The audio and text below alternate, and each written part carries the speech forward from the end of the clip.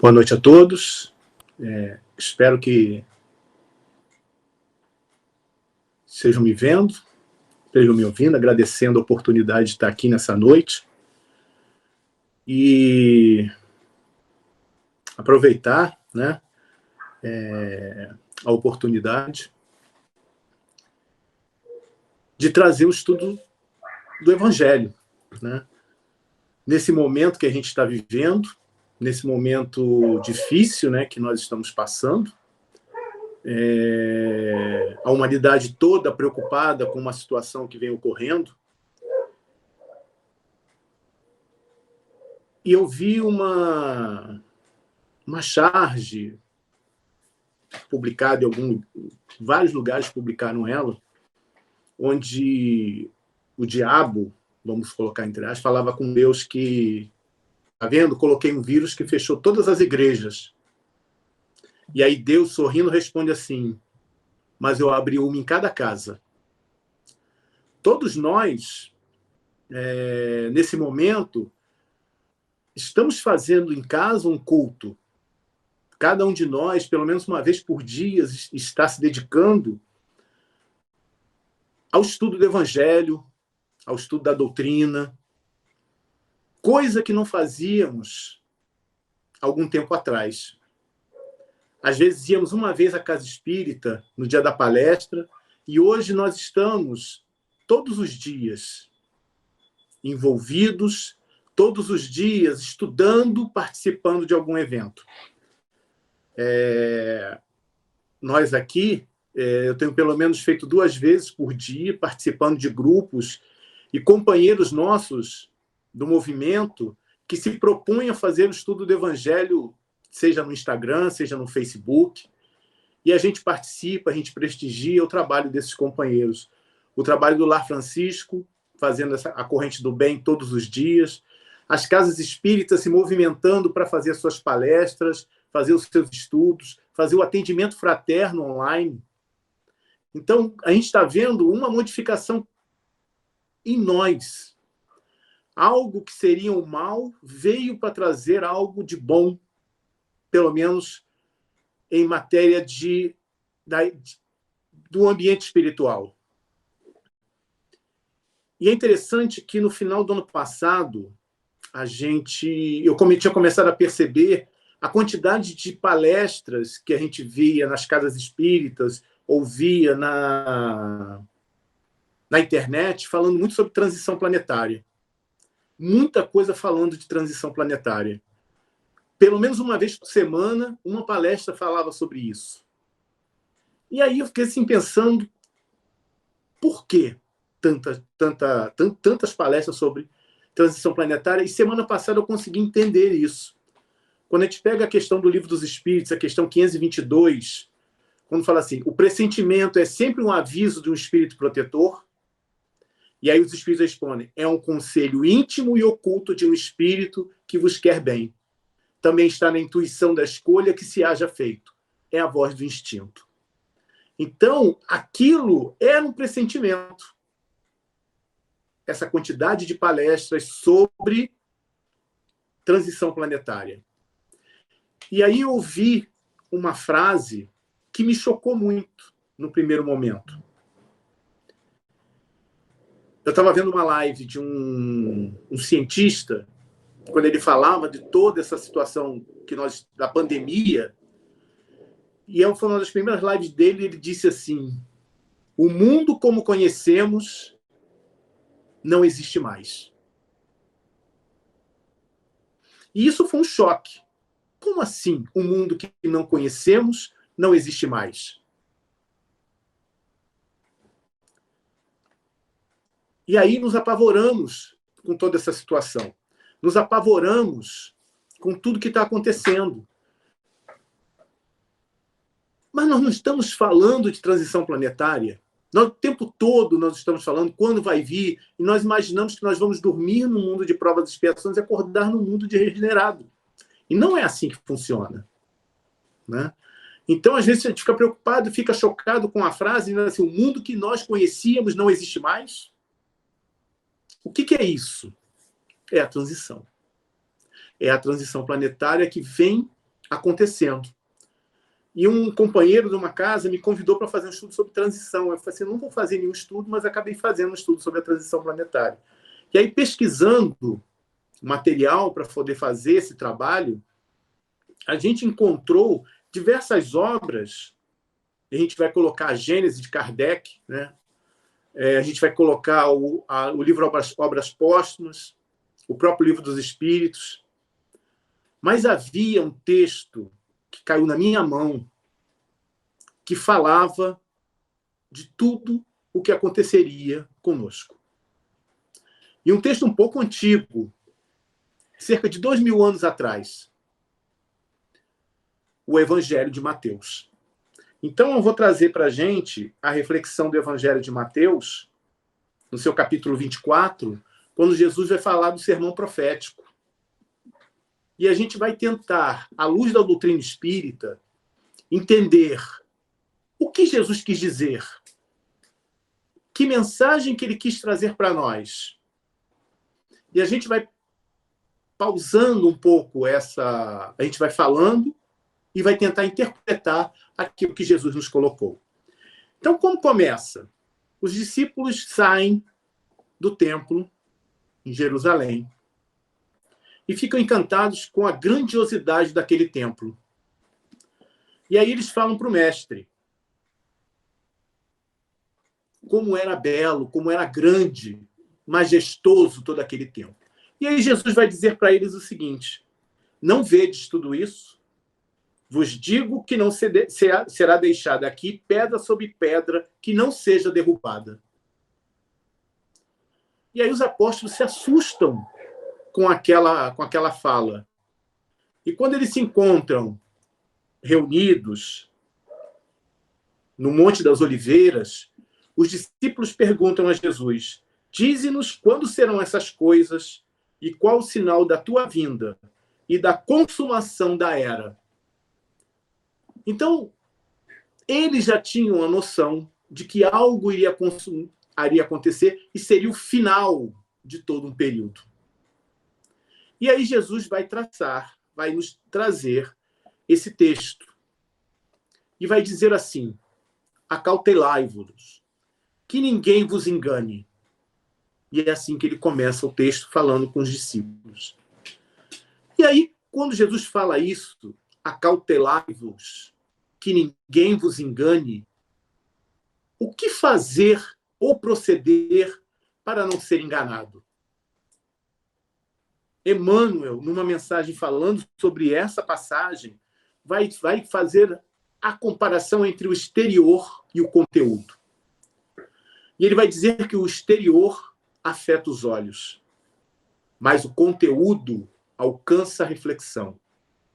O exterior consegue enganar, mas o conteúdo, entretanto, fala por si. Né? Então, a gente vê desse trecho, né, que nós, talvez, pela nossa ainda muito proximidade com o mundo animal, porque se nós levarmos em conta que nós estamos ainda no segundo passo num processo evolutivo, no planeta de provas e expiações, nós estamos ainda mais ligados ao animal do que ao ser espiritual. Nós ainda somos muito mais matéria do que espírito. Então, é óbvio que o exterior vai afetar muito mais a nós.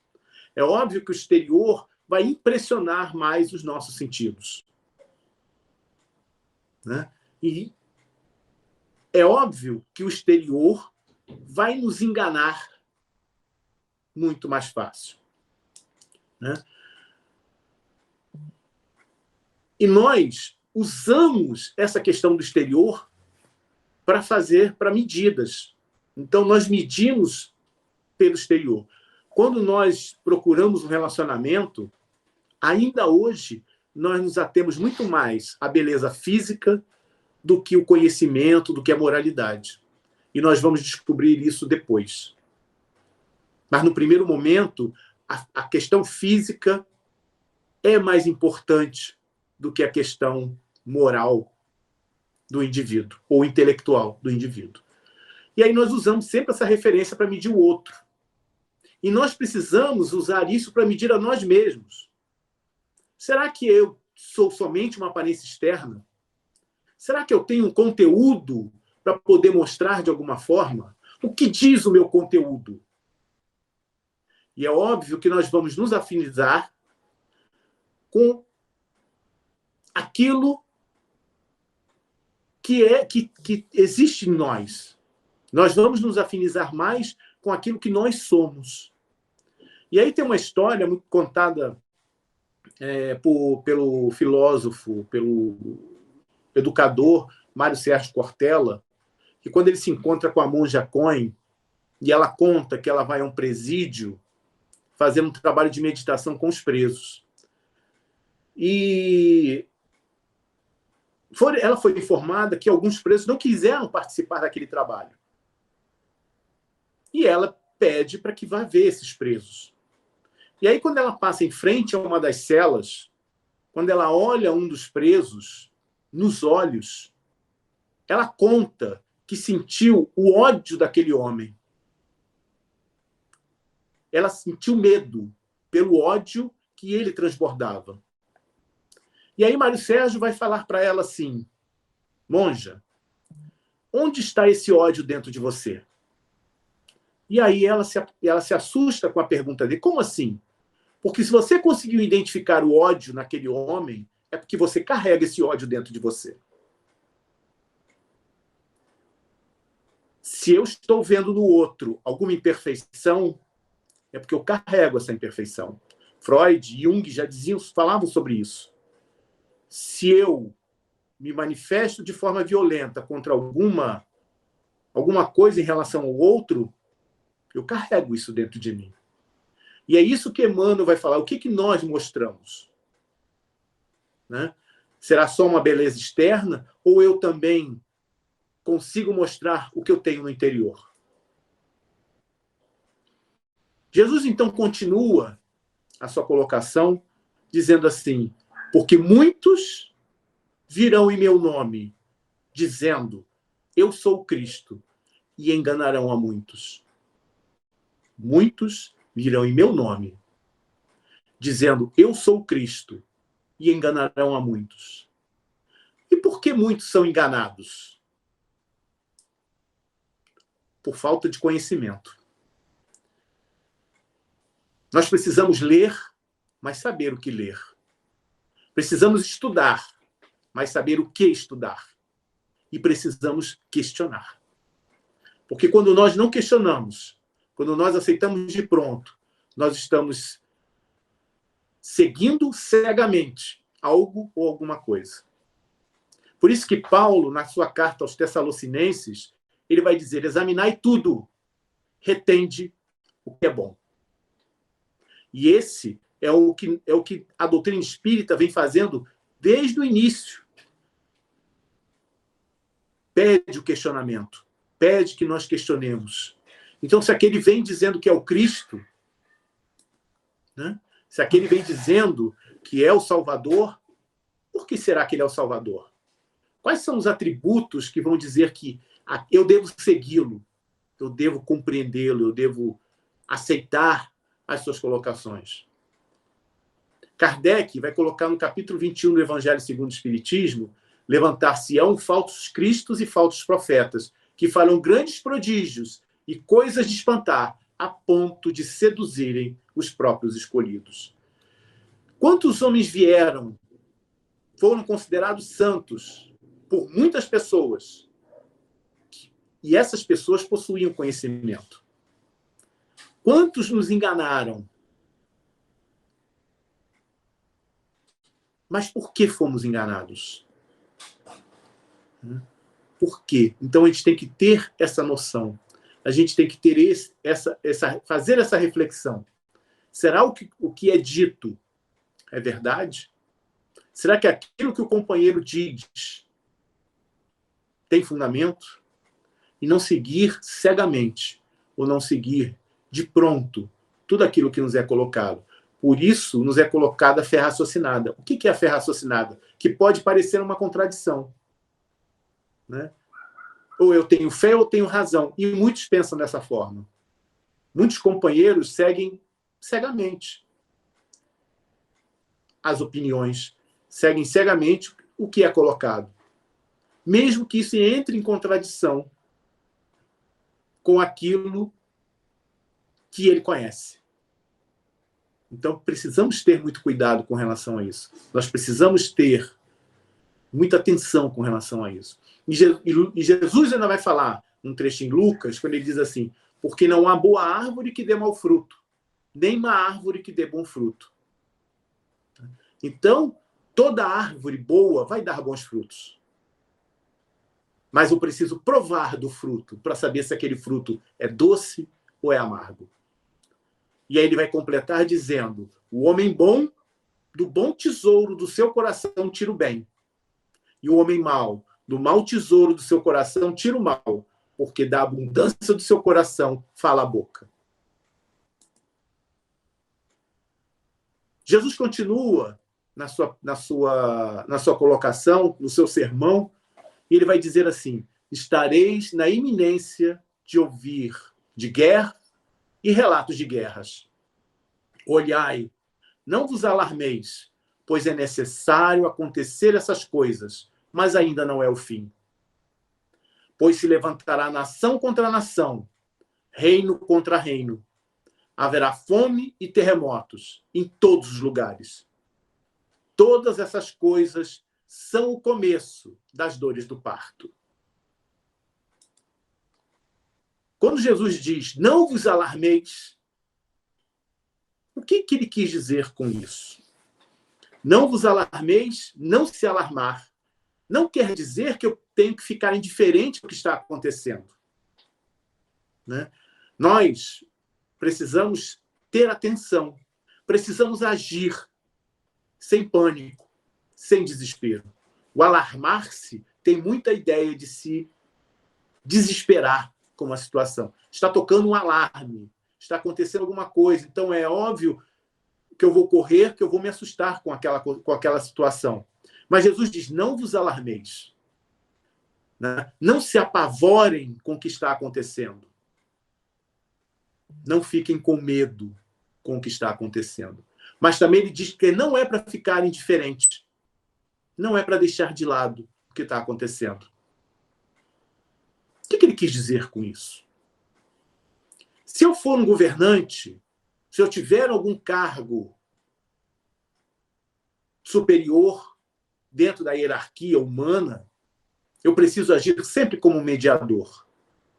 Eu preciso agir sempre como um pacificador, como uma liderança. E eu posso agir como esse pacificador com os meus vizinhos, com os meus familiares. Né? E se eu não for, se eu não tiver esse poder, nós podemos nos manter em prece por tudo que está acontecendo. E nesse momento que nós estamos vivendo da pandemia, nesse momento onde nós estamos vivendo estamos em reclusão em nossos lares, estamos, não vou dizer presos, porque eu estou preso em casa. É muito forte. Porque a gente sempre, quando a gente trabalha, quando a gente tem o nosso emprego, nossa atividade, a gente diz assim, eu gostaria tanto de estar em casa. E hoje nós estamos. E agora, eu quero estar na rua. Então, nós não estamos presos. Né? Nós estamos redescobrindo o nosso lar. Né? Se nós não tivermos esse poder, vamos nos manter em prece. Vamos tentar nos esforçar para não julgar e não condenar. E procurar não disseminar ódio.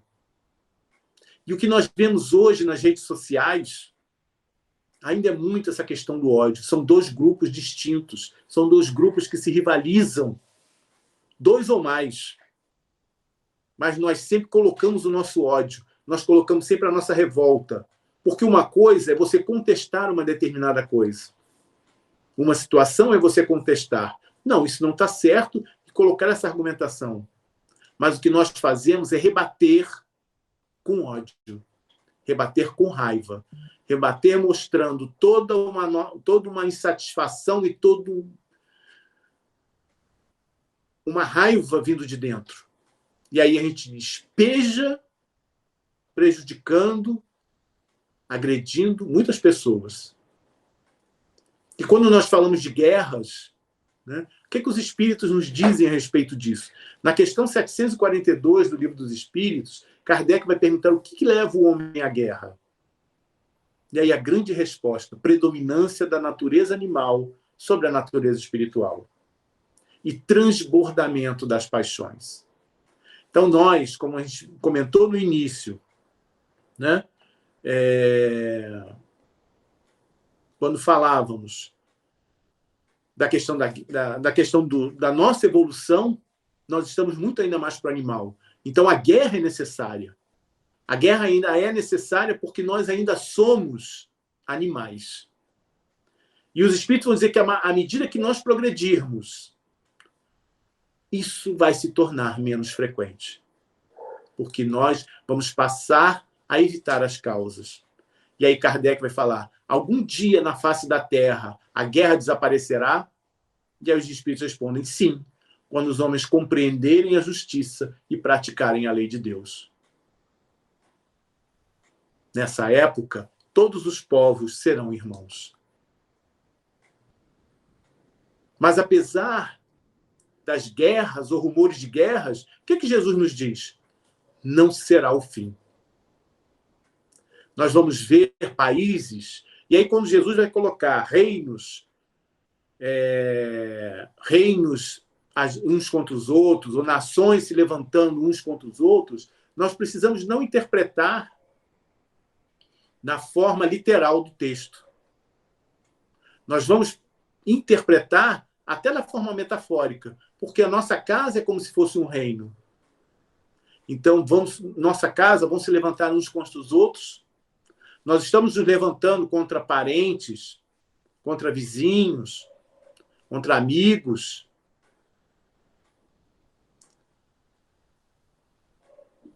E aí nós vamos ver dois tipos de pessoas.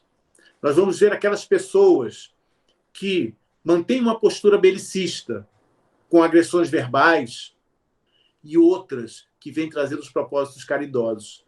Mesmo com as agressões, eu vou me manter sereno e tranquilo, tentando apaziguar toda uma situação.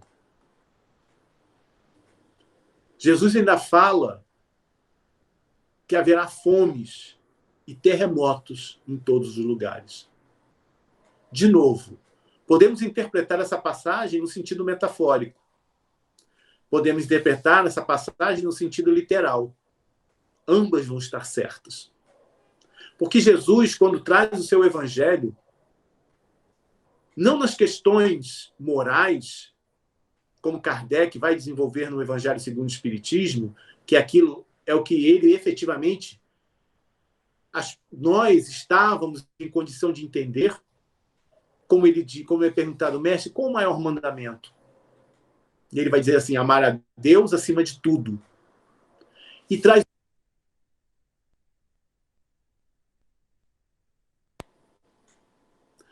um segundo semelhante ao primeiro: amar ao próximo como a ti mesmo. Não há aí dúvidas a respeito do que ele quis dizer. Não há aí nada do que ele quis dizer. Mas muitas outras coisas que foram colocadas no Evangelho, outras questões, elas podem ter um sentido literal ou um sentido metafórico. E no sentido metafórico, pode dizer que nós estamos vivendo fome da verdade. Os abalos que estão acontecendo, os terremotos, são naquilo que pensamos, naquilo que cremos. E aí nós estamos vendo um mundo onde as nossas convicções estão sendo abaladas. Nós estamos vendo a necessidade de estudar e aprender cada vez mais. É a fome espiritual. E quando nós passamos a nos dedicar 2 vezes por dia, 3 vezes por dia, para estudar o Evangelho, quando nos pegamos tendo tempo para pegar uma obra da codificação, para pegar uma obra de Emmanuel, de André Luiz, de Joana de Ângeles, e se dedicar a estudá-la, nós estamos matando essa fome da verdade. Nós estamos nos preparando. Nós estamos nos preparando e abalando as nossas estruturas, as nossas convicções, as nossas crenças. E Kardec comprova isso quando ele vai falar na Gênesis, no capítulo 18, que foi abordado por vários companheiros que eu tive a oportunidade de assistir às lives, quando ele fala muito desse capítulo 18, que são chegados os tempos, Kardec vai dizer que os cataclismos gerais foram consequência da formação da Terra. Hoje, não são mais as entranhas da Terra que se agitam, são as da humanidade. Então, o mundo ainda tem os seus abalos? Tem, pelo assentamento das camadas tectônicas. Mas o grande abalo que vem ocorrendo são as entranhas da humanidade. São cada um de nós. Cada um de nós está se mexendo. Cada um de nós está começando a se voltar mais para o lado da espiritualidade. Ao seu jeito. Imagina alguém que nunca tenha visto, alguém que nunca tenha se dedicado, e hoje começa, vendo tudo que está acontecendo, entrando em desespero, e fala assim, meu Deus, o que será de mim? Eu preciso correr. E é o que está acontecendo. Começa toda essa agitação, começa todo esse embate. E aí Jesus vai falar uma frase no final, e essa frase foi estranha, porque eu nunca tinha lido. E aí eu fui perceber que não são todas as traduções do Evangelho que têm isso. Por exemplo, a tradução de Ferreira de Almeida não tem essa passagem. Mas essa passagem tem na tradução que Haroldo Dutra faz e Carlos Torres Pastorino também, quando ele fala assim, todas essas coisas são o começo das dores do parto. A palavra, a questão, a fala, né? O trecho do parto, ele é omitido. E aí fica muito mais desesperador se eu lesse todas essas coisas são o começo das dores. E a gente vai pensar assim, meu Deus do céu, se isso é o começo das dores, o que virá depois? E quando fala assim, o começo das dores é porque nunca vai ter um final feliz. Nunca vai acontecer uma coisa boa, porque só vai ter dor. Mas quando, nas traduções, você coloca são o começo das dores do parto. Por que das dores do parto? A dor do parto é o começo, porque mais à frente vai vir um momento de felicidade. Então, a dor começa pequena, ela vai aumentando de proporção até que a criança nasça. E aí vem o grande momento, a grande alegria, o grande momento de felicidade, culminando por tudo aquilo que nós passamos, por todo o sofrimento ao qual nós desenvolvemos durante o período. E aí, quando ele diz que tudo isso que está acontecendo é o início das dores do parto, é uma dor necessária, porque mais à frente vamos ter momentos de felicidade, de alegria. Jesus vai continuar o seu texto quando ele diz assim, então vos entregarão a provação e vos matarão e sereis odiados por todas as nações por causa de meu nome. Vamos entregar as provações. Vamos ter aflições, segundo a palavra de Jesus. E nos matarão. Seremos odiados por todas as nações por causa do meu nome. E aí nós estamos vendo aqueles que se dedicam a levar a palavra de Jesus, a palavra de Deus, sendo massacrados por todos os lugares por expor os seus pensamentos. Nós estamos vendo a palavra do Cristo sendo manipulada pelos ditos servos de Deus para objetivos escusos. E nós somos agredidos quando nós questionamos essas ideias. E quando Jesus diz matar, novamente, o matar não tem necessariamente o significado de tirar a vida. E a gente sabe que a gente pode matar alguém e essa pessoa continuar com as suas funções vitais funcionando. Mas podemos matar nessa pessoa o desejo de fazer o bem. Nós podemos matar nessa pessoa o ardor de seguir o evangelho. Nós podemos matar nessa pessoa o desejo de estudar a doutrina. E vamos voltar na época do circo romano, quando nós forçávamos aos cristãos daquela época a abjurar o Cristo. E o que acontece? O que aconteceria, e o exemplo mais famoso que a gente vai usar dessa frase é o exemplo de Joana de Cusa. Quando, prestes para ser queimada, junto com seu filho, alguém lhe diz: se você abjurar o Cristo, nós te tiraremos. E o filho grita para ela: abjura, mãe. O que aconteceria com Joana se ela tivesse abjurado o Cristo? Ela teria morrido. Mas não a morte do corpo físico, mas a morte espiritual. E o que acontece muitas vezes é isso. Muitos vão tentar matar em nós o desejo de estudar, o desejo de praticar o bem. Pensando, será que nós interpretamos o evangelho da forma correta? Será que nós estamos praticando da forma correta? Porque a fala, às vezes, é tão incisiva, a fala é tão contundente, que nos coloca em dúvida. Mas se nós tivermos a nossa consciência limpa, a nossa consciência tranquila de que nós estamos praticando, vão fazer de tudo conosco, mas nós não vamos abjurar a verdade.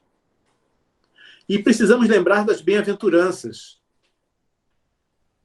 Naquele tempo, odiavam Jesus por um motivo muito simples. Porque dava ao povo daquela época, a todas aquelas pessoas humildes, aquelas pessoas pobres, um poder que só a riqueza dava. Quando ele dizia: bem-aventurados os pobres, bem-aventurados os que têm fome e sede, bem-aventurados os que choram, bem-aventurados os mansos e os pacíficos. Ele prometia a todos aqueles um reino de maravilhas. Ele prometia a todo mundo a felicidade, a fartura, não da matéria, mas do espírito. E animava aquelas pessoas que ali estavam. E elas já não se preocupavam com as riquezas que os doutores da lei, que os sacerdotes, que os fariseus tinham. Porque aquilo era motivo de júbilo para eles, sentir-se invejados pelas posses que eles tinham. Mas quando Jesus oferece um mundo novo aos que são mansos e pacíficos, o consolo para aqueles que choram, o alimento para quem tem fome e sede, e a riqueza para aqueles que eram pobres, Jesus os igualava aos que tinham posse. Por isso ele era odiado. E quando nós fazemos isso, quando nós damos àqueles que sofrem um consolo, quando nós damos àqueles que sofrem um alento, nós vamos ser massacrados. Quando nós damos ajuda material, muitas vezes nem pensamos nisso. Aqueles que passam por dificuldades nesse momento, muitas vezes nós somos crucificados. Mas você sabe quem é aquele que você está ajudando? Você o conhece para saber se o que ele está falando é verdade? Mas vai depender da nossa consciência. Vai depender do que está aqui dentro. E se eu fiz com amor, se eu fiz o que a minha consciência julgava correto, quem sou eu para questionar? E quando Jesus fala, sereis odiados por todas as nações por causa do meu nome, é exatamente essa questão. Quais os valores que eu me ligo? São os valores espirituais ou os valores do mundo? O que eu me ligo? A matéria ou o espírito? Eu prefiro ser ou prefiro ter? São essas verdades, são esses valores a que somos confrontados todos os dias. Todos os momentos. Jesus continua a sua colocação quando ele diz assim: neste tempo, muitos se escandalizarão, entregarão uns aos outros e odiarão uns aos outros. Escandalizar, a palavra escandalizar, no grego, ela tem o sentido de tropeço, de tropeçar. Tanto é que as novas traduções, quando tem aquela passagem que todo mundo conhece, o escândalo é necessário, mas ai daquele que provocar o escândalo, até nas novas traduções do Evangelho já tem, quando se fala assim, o tropeço é necessário, mas ai daquele que causar o tropeço. E aí, se nós trocarmos essa palavra, vai ficar assim, neste tempo muitos tropeçarão, muitos cairão, muitos sucumbirão. E aí, quando eu caio, eu não quero cair sozinho. Quando eu caio, eu não vou cair sozinho. Eu tenho que arrastar comigo quem me levou para o caminho. Jesus tem uma fala que está em Lucas quando ele diz assim: não há nada secreto que não haja de ser descoberto, nem nada oculto que não haja de ser conhecido e de aparecer publicamente. Então, tudo aquilo que eu tenha feito de errado, tudo aquilo que é causa de tropeço ou causa de escândalo, vai aparecer um dia, mais cedo ou mais tarde. E aí cairão. No livro Céu e Inferno, Allan Kardec vai falar do materialismo. Logo no primeiro capítulo, o porvir e o nada. Quando muitos pensam em si antes do outro. Pensam na felicidade para si antes do outro. E aí vão falar muitos, e aí ocorrerá a traição. Ocorrerá a traição para que eu não perca a minha posição no mundo material. Para que eu não perca o meu status, o meu poder. E aí vão lutar contra os próprios aliados. Por isso que Jesus fala, no mesmo lar, pai contra filha, mãe contra filho, sogra contra nora, e assim vai. A traição. Por tudo por conta da questão material. Jesus vai continuar a sua fala quando ele diz assim: muitos falsos profetas serão levantados e enganarão a muitos. E por se multiplicar a iniquidade, o amor de muitos se esfriará. Muitos falsos profetas serão levantados e enganarão a muitos. Parece que o Cristo se repetiu, né? Porque lá atrás ele vai falar dos falsos cristos, mas não é, não se repetiu. Quando alguém se proclama Cristo, essa proclamação vai muito para o lado da ingenuidade, do narcisismo. Sou eu. Eu sou a pessoa. E aí é muito mais fácil se reconhecer. É muito mais fácil reconhecer a enganação. Mas aquele que é falso profeta vai se fazer mensageiro de Deus. É aquele que muitas vezes prega a mesma doutrina. E isso nós vamos encontrar aos montes. Por isso importa avaliar não somente as palavras, mas os atos.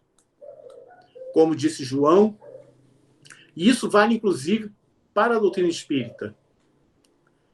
João, na sua primeira carta, vai dizer assim: amados, não creiai em todos os espíritos, mas provai primeiramente se eles vêm de Deus. E quando ele coloca espíritos, tanto faz espíritos encarnados ou desencarnados. Então precisamos entender o que é colocado e não seguir aleatoriamente, como nós falamos no início. Há uma questão do Livro dos Espíritos muito interessante. Kardec vai pôr, e é uma questão que talvez nós não soubéssemos responder de pronto.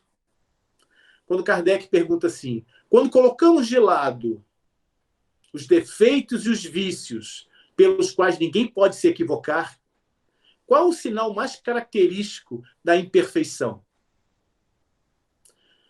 Eu sei que a pessoa é orgulhosa, eu sei que a pessoa é vaidosa, né? Que é invejosa, maledicente. Mas isso é fácil de descobrir. Mas existe alguma coisa que possa identificar a imperfeição em alguém? Porque é difícil para nós entender, é difícil para nós identificar. Alguém que parece bom, alguém que parece cordial, alguém que parece o exemplo. E aí os espíritos vão dar uma resposta. O interesse pessoal. Um homem, ele pode possuir qualidades reais que o consideremos um homem de bem. Mas, embora assinalem progresso, essas coisas nem sempre suportam certas provas. E às vezes basta que se fira o interesse pessoal para que o fundo fique descoberto. Então, basta colocar uma questão pessoal. Colocar alguma coisa. E aí a gente vai descobrir se aquela pessoa realmente não tem defeitos ou o interesse pessoal acaba. E os espíritos continuam dizendo: o apego às coisas materiais constitui sinal notório de inferioridade. Porque quanto mais se prender aos bens deste mundo, tanto menos compreende o homem o seu destino. Pelo desinteresse, ao contrário, demonstra que encara um ponto mais elevado ao futuro. Então, quando eu me preocupo com a questão material, eu vou demonstrar ali a minha inferioridade. E muitas vezes, infelizmente, nós ainda vemos muitas pessoas que servem de exemplo para uma grande maioria que caem, que se mostram como verdadeiramente são quando é confrontado com a questão do interesse pessoal. Colocam o seu interesse acima de todas as coisas. Quando colocam o seu ter acima do desejo ou da necessidade do outro. Vamos ver a seriedade de Allan Kardec quando ele vai dizer que se o espiritismo for contrário à ciência, que sigamos a ciência. Vamos ver essa seriedade em Emmanuel, quando ele diz para Chico: se houver divergência entre mim e Kardec, siga Kardec. E aí nós vamos ver que é alguém que não é preso às suas verdades. É alguém que não é preso ao poder. São livres desses sentimentos. São livres dessa imperfeição. O Espírito Luís, no Evangelho segundo o Espiritismo, capítulo 21, que é o capítulo que fala dos falsos cristos, dos falsos profetas, ele vai dizer para a gente assim: desconfiai, porém, das palavras agradáveis, desconfiai dos escribas, desconfiai dos fariseus, que oram em praças públicas, vestindo longas túnicas. Desconfiai dos que pretendem ser o monopólio da verdade. O que ele quis dizer com isso? Desconfiai dos que pretendem ser monopólio da verdade. É aquilo que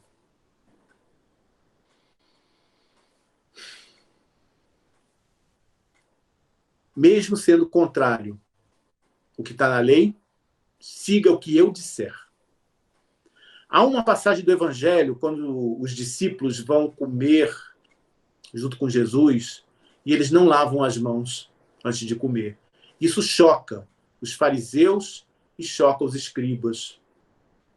E perguntam a Jesus, por que os teus discípulos não lavam a mão antes de comer? E aí Jesus vai dar aquela lição, quando dizer assim, o mandamento diz honrar pai e mãe. Mas o que vocês dizem?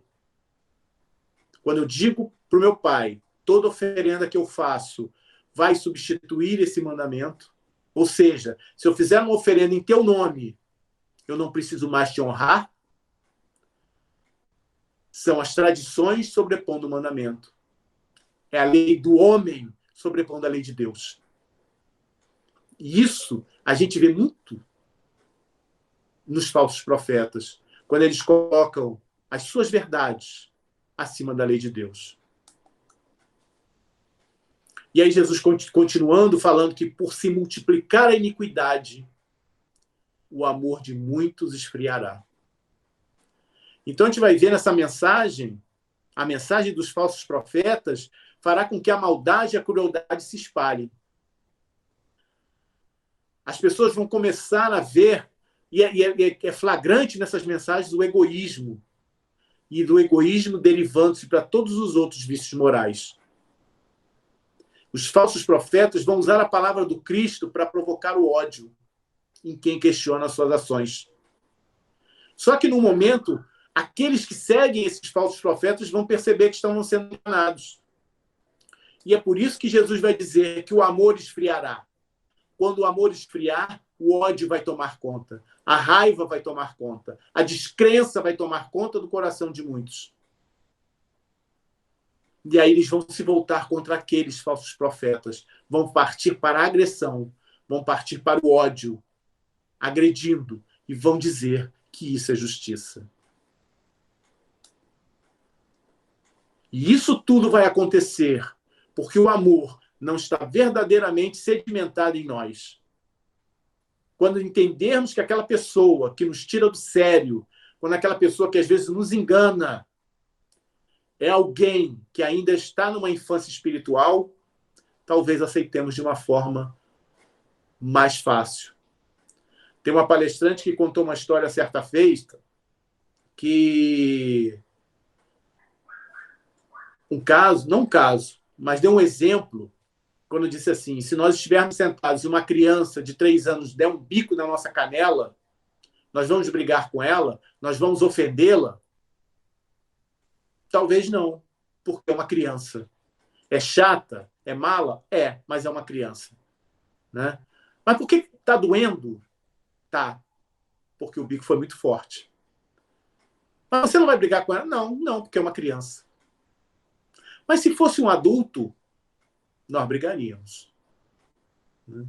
Então, a gente precisa ter essa compreensão do outro. Talvez, se nós tivermos essa compreensão, nós estaremos num nível um pouco acima e poderemos compreender. É uma criança. Então, aquele que nos ofende, aquele que nos calunia, aquele que nos humilha, é uma criança espiritual. E muitas vezes, através dessa dor, dessa agressão vai manifestar uma dor que está lá dentro. Mas a fala de Jesus, ela não é só dor e sofrimento. Mais à frente ele vai falar assim, mas quem perseverar até o fim, esse será salvo. Vão acontecer muitos abalos? Vão. Vão ocorrer muitos sofrimentos? Aos montes. Mas aí Jesus coloca uma conjunção que vai ser oposição a tudo que nós temos dito. Mas, em oposição, vão ocorrer dores? Mais. E o que vier depois do mais? E Emmanuel tem uma mensagem,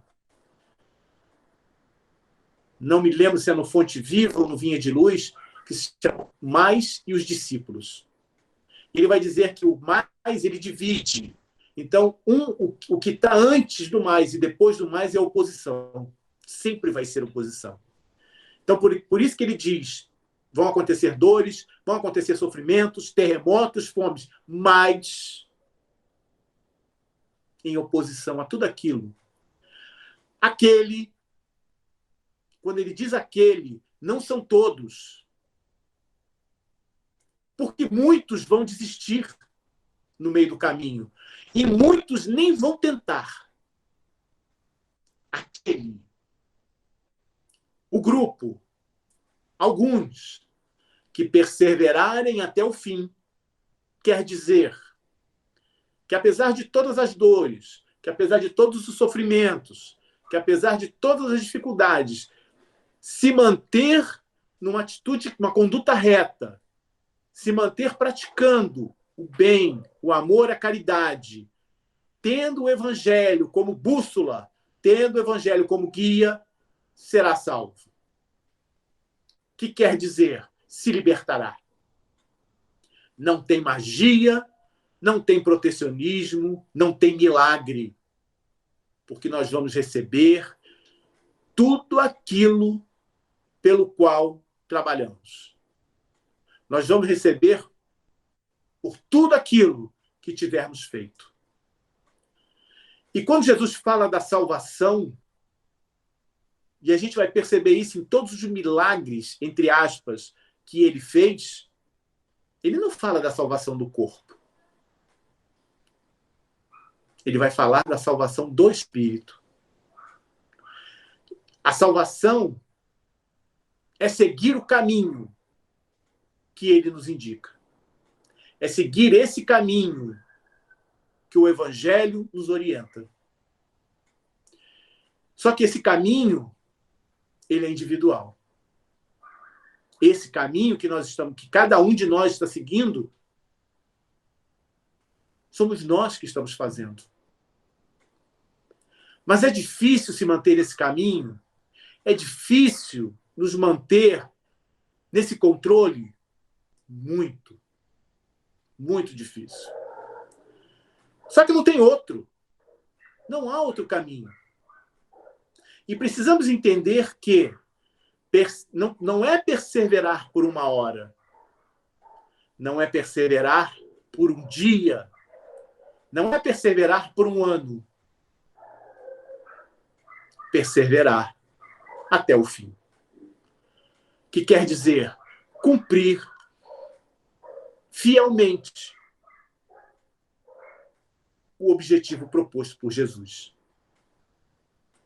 Perseverar até o fim significa domar o animal que vive dentro de cada um de nós. O animal que controla as minhas emoções. Eu não disse matar o animal que existe dentro de nós. Por que não matar e sim domar? Nós somos o ser humano sobre a Terra. Ele tem cerca de 200 mil anos. Desde o primeiro Homo sapiens, ele tem 200 mil anos. Então, esse animal vive conosco há pelo menos 200 mil anos. E hoje, nós estamos começando a descobri-lo dentro de nós. Se eu matar esse animal, eu vou entrar num processo de perda de identidade. Eu não vou mais saber quem eu sou. Porque esse animal vive muito forte dentro de cada um de nós. Por isso, nós precisamos domar.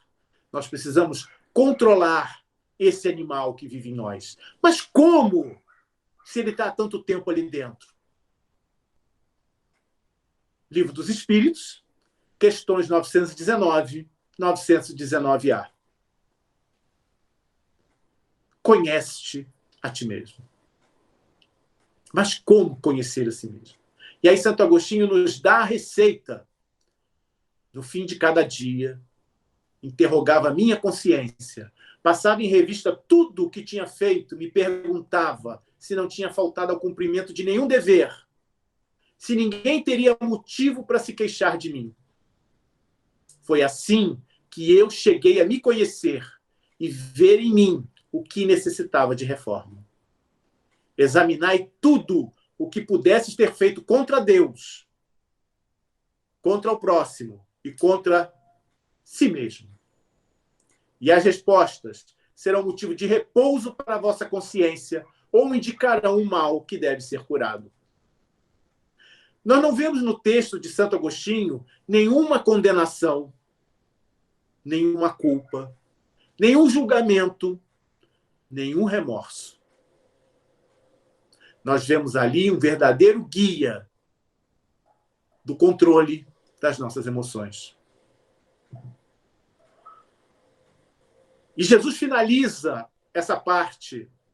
Ele continua, mas nós vamos finalizar essa parte que nós estamos estudando com uma frase que causa uma explosão na mente de qualquer um de nós.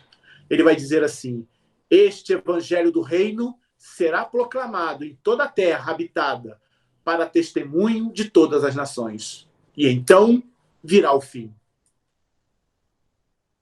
Espera aí.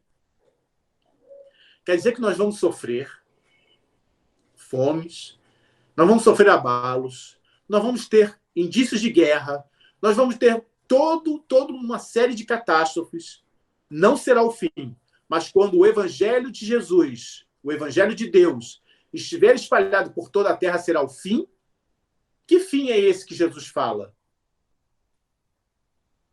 É o fim do mundo? Não é. Porque lá atrás, quando Jesus faz o Sermão do Monte, ele vai dizer assim: bem-aventurados os mansos, porque eles herdarão a terra. Então, Jesus não fala do fim do planeta, mas do fim de um planeta de provas e expiações. E vamos ver uma mensagem em Obras Póstumas, quando o Espírito nos diz: tudo o que está predito no Evangelho deve se cumprir. E se cumpre nesse momento, assim como conhecereis mais tarde. Mas não tomais os sinais anunciados, serão como figuras, das quais é preciso extrair o espírito e não a letra. Olhai, não vos alarmeis. Tudo o que está acontecendo está previsto no processo de transição planetária. Não vos alarmeis. Por que estamos alarmados com tudo isso? Porque aqui dentro nós sabemos que ainda não estamos prontos. Nós sabemos que há muito para se trabalhar.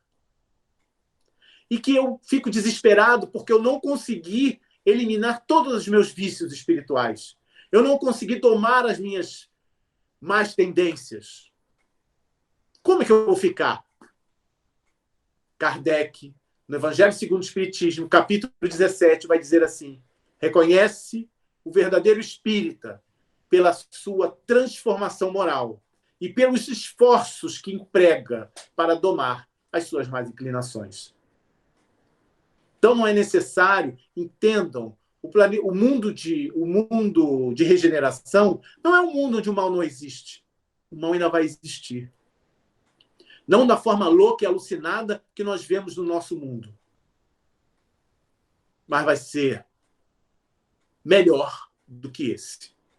E se eu já estiver fazendo esforços para domar essas más inclinações, já estou no caminho. E que esforços? Voltamos para o Livro dos Espíritos, questão 909. Poderia o homem, pelos seus esforços, vencer suas más inclinações? O que parece difícil e impossível para todos nós. E aí os espíritos dão uma resposta que nos deixa envergonhados. Sim. E frequentemente fazendo esforços muito insignificantes. O que lhes falta é vontade. Então, que tenhamos essa vontade, que tenhamos esse desejo de domar as nossas más inclinações, que tenhamos vontade de vencer as nossas más inclinações. E não precisa muita coisa para fazer isso.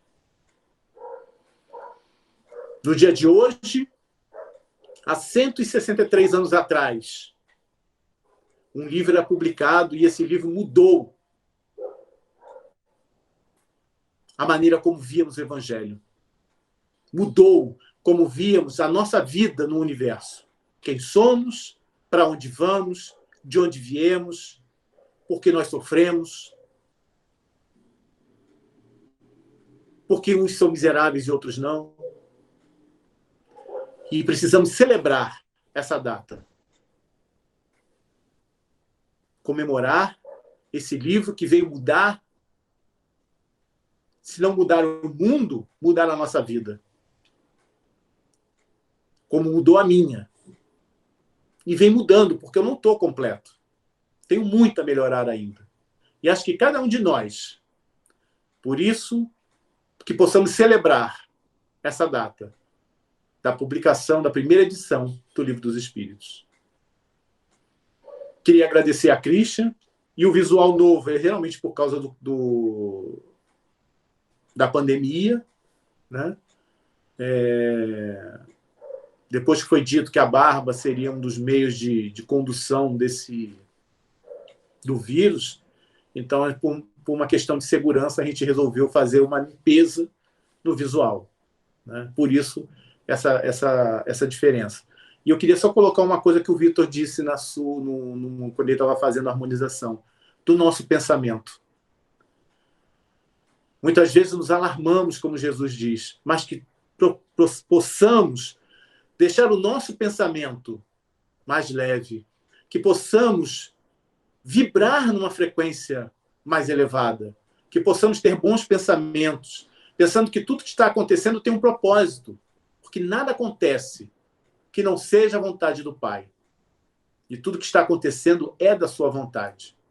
Então, que possamos vibrar nos bons pensamentos, vibrar por todos aqueles que não podem estar dentro de casa, que precisam estar trabalhando, que precisam estar nos hospitais, que precisam estar na rua, mantendo um pouco a nossa saúde. Que a gente não cometa excessos, que a gente procure confiar. Mas a gente sabe por que precisa confiar. Então, eu queria agradecer a oportunidade de estar aqui, agradecer a todos que aqui participaram desse bate-papo, né? E que Jesus continue nos amparando, nos abençoando hoje e sempre. Muita paz a todos.